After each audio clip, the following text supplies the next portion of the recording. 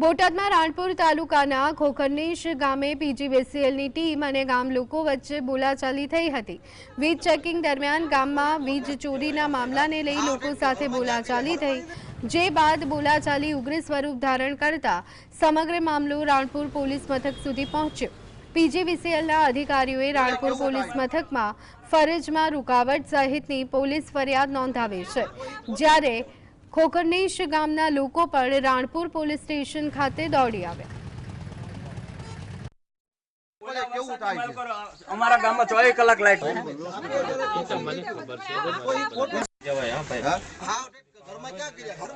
વીજ ચેકિંગમાં એવું છે સાહેબ, એના ઘરે કોઈ વસ્તુ કઈ હતી ને, લંગરિયા કોઈ વસ્તુ નહોતી કઈ, અને ઘરે ગોદડાનું ખોળ અને અંદર પેલામાંથી વાયર કાઢી અંદરથી અને વાયર લાંબો કરીને એવું કહે છે કે તમારે એમ કે કાયદેસર લંગરિયું છે, બરોબર? તો એવું કંઈ હતું નહીં સાહેબ, અને કોઈ ગેરવર્તન નથી કર્યું। પોતે સ્ત્રી હોવાના હિસાબે આ બધું ગેરવર્તન કોઈ કર્યું નથી। અમારી પાસે વીડિયા સાથે બધું કમ્પ્લેટ છે, અભદ્ર અમારે કોઈ કંઈ નથી કર્યું। હું હાજર હતો અને એમની પાસે જીબી વાળા પાસે હોય તો બતાવે।